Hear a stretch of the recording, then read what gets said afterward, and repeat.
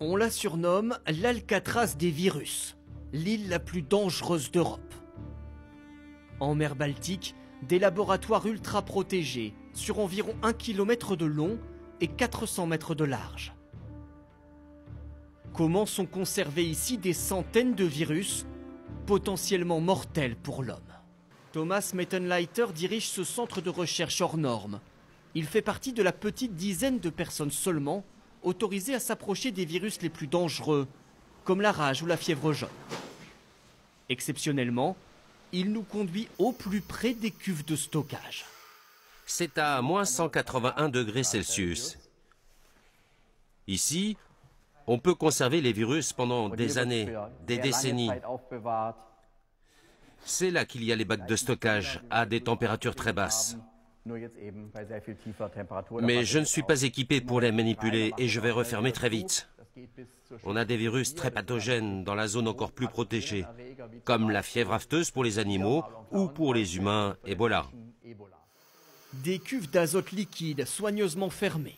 Le taux d'oxygène dans la pièce est mesuré en permanence pour détecter la moindre fuite et donner l'alerte. Des virus conservés ici pour être étudiés depuis 1910. L'île de Reims est le plus ancien centre de recherche en virologie au monde. Utilisé par les nazis pour des recherches sur les armes biologiques, l'Institut se concentre depuis sur la mise au point de vaccins, avec 450 employés et pas moins de 10 000 animaux. On a par exemple des sangliers.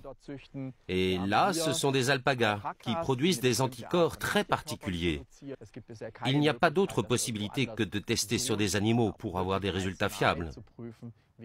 Les vaccins développés ici permettent de lutter notamment contre la peste porcine ou la rage du renard.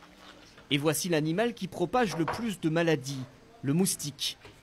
Et notamment cette espèce, le moustique tigre. Longtemps confiné aux zones tropicales, il est apparu en France et en Allemagne il y a quelques années.